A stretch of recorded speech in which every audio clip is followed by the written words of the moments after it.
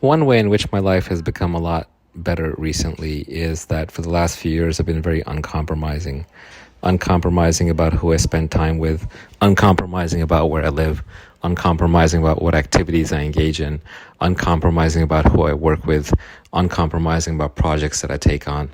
Obviously, one can say this is a luxury, but I would argue that a life of luxuries results from being uncompromising. This leaves space in your life for the people who are effortless to be around, for the work that doesn't feel like work. If you can't work with somebody, immediately leave. If you can't get along with someone in a relationship, get away as far as possible. Compromises clutter your life, and then you spend all of your time maintaining compromises. Much better to not be busy and to be free, so that when the uncluttered thing comes along, it can slide smoothly into your life. Of course, old people have already discovered this. The older they are, the less they care what other people think, and the more they are intent on only choosing the things that they really want and leaving their time free for things that they don't want. Young people, on the other hand, are very prone to compromising because they so desperately want one thing that they'll give up 10 little things alongside, not realizing that those little 10 things that they've compromised on will clutter, complicate, and annoy their life and lower the quality of life overall.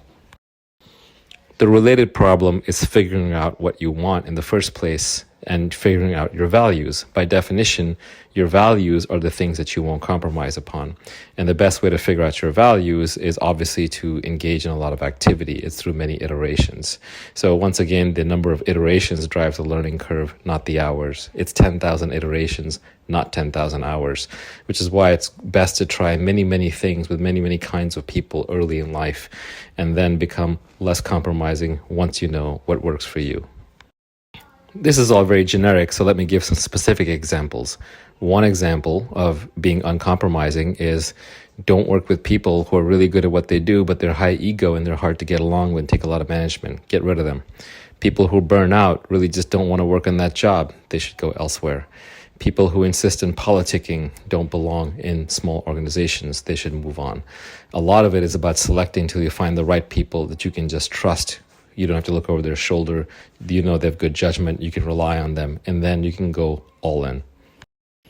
In a relationship, it's the person that you're not constantly fighting with and not having to settle with and not having to communicate with and not having to compromise with because your values line up.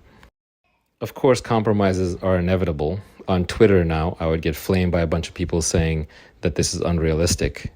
So I'm not saying don't ever make compromises. Just realize that's where the clutter comes from. And once you know what you want to be uncompromising.